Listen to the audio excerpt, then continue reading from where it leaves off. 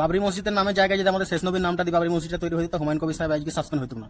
আসসালামু আলাইকুম বন্ধুরা, আমি বাবরি মসজিদ আর হুমায়ুন কবির সাহেবের ব্যাপারে কিছু কথা বলতে চাই।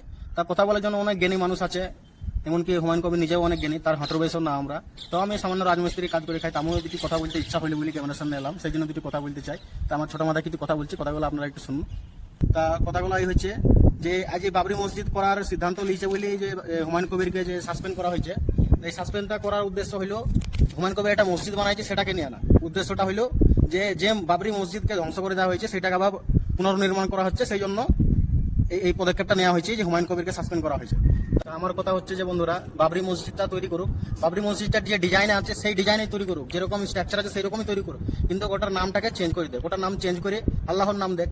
এবার আল্লাহর নাম যদি না দেয়, কোনো পৃথিবীর যদি কোনো শ্রেষ্ঠ মানুষের নামে দিতে হয়, তাহলে আমি বলবো যে আমাদের শেষ নবী সাল্লাল্লাহু আলাইহি সাল্লামের নামটা দেবে। কেন আমার মনে হয় না যে এই নামের উপর দিয়ে কোনো শ্রেষ্ঠ মানুষ আছে।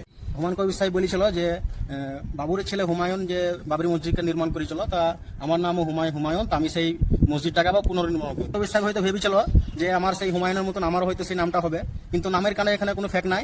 আমি বলতে চাচ্ছি যে তাজমহল যেহেতু তৈরি হয়েছে, তাজমহল মুমতাজের নামে তৈরি হয়েছে, কিন্তু সবাই জানে, বাচ্চারা জানে যে তাজমহল শাহজাহান তৈরি করছে। তো আপনি যদি আল্লাহর নামে নবীর নামে তৈরি করেন, তো আপনারও নাম হবে, আপনার নাম কোনো জায়গায় যাবে না, আপনার নামও হবে।